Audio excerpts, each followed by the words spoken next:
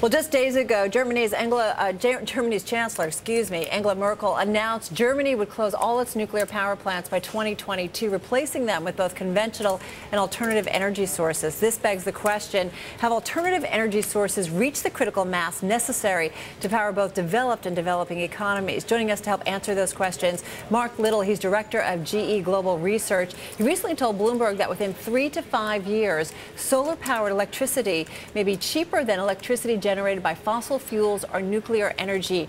Mark, great to have you here in Street Smart. Good afternoon.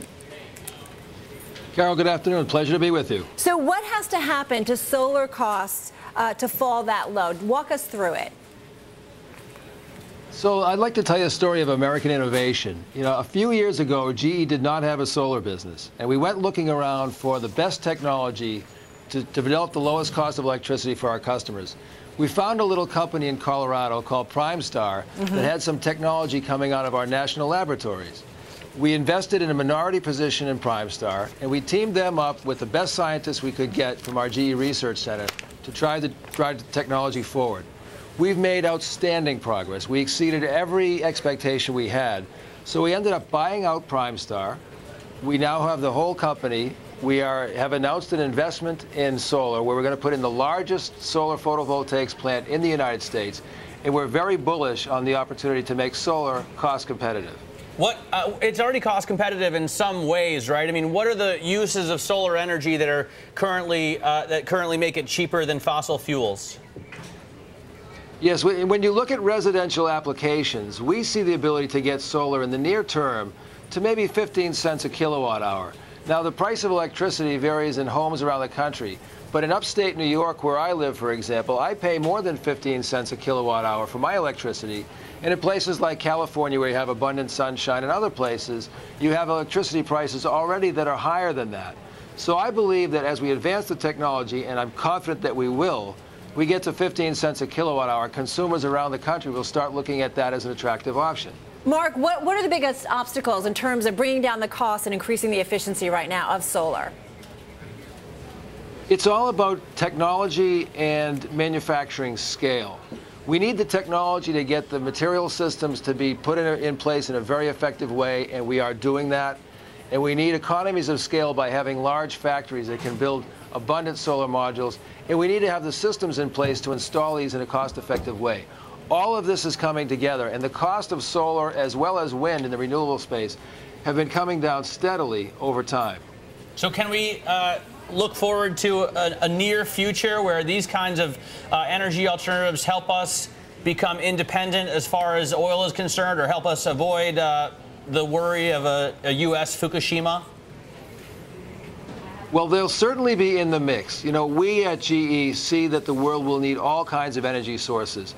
And we believe that nuclear power, fossil generation, wind, and solar will all be in the mix. They'll each have their application space in different parts of the country at different times. But certainly, having this attractive source come in at lower and lower cost will enter into the mix in a very nice way that will help us achieve our goals for energy efficiency and independence. Well, that's what I want to ask you, or just kind of build upon that, Mark, because I definitely see, you know, the growth we're seeing, particularly in the overseas markets and the emerging markets, but the U.S. specifically. How big a role do you think solar will play here in the United States?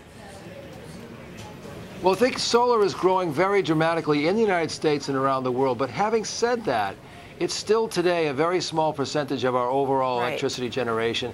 And I think even though it grows very fast, it will remain a small part of our electricity sources for some time to come. So it's not going to be, I mean, for General Electric, for example, I mean, putting up a nuclear plant, I think, costs like $10 billion. You must have good margins on that. What about solar? Can your company make money on solar? Well, we're certainly making that bet. We have invested a lot already in buying Primestar and in developing the technology. And we've announced, as I mentioned, that we're going to build the largest solar manufacturing plant in the United States. That will cost us hundreds of millions of dollars. And of course, we would not be doing that if we didn't think our customers would buy it at reasonable prices and that we could drive the cost down low enough so we could make good margins at the same time.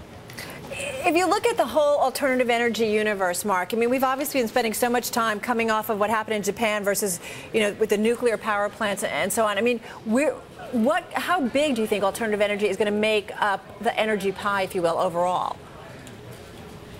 You know, the world has, when you mix it all in, an ambition to get to maybe 20% of our electricity generation to come from renewables. That is achievable with great technology on the renewable side for wind and solar, which, as I explained, is coming, but also in making the grid work in an effective way to absorb that. As you know, the wind blows off and on, the sun shines more or less as clouds come by, and so we have to have the electricity systems that can deal with that variability, and we are building those systems today. Well, that full smart grid, I mean, that is years away, so I mean, that kind of holds you guys back. I mean, how long do you think it will take to get a really functional full smart grid in your view? To get a full smart grid, I think, will take many, many years. But to get the pieces of it that can help move us forward, that's coming in the very near term. Those pieces are real. They're here now. We're installing millions of so-called smart meters in the United States as we speak.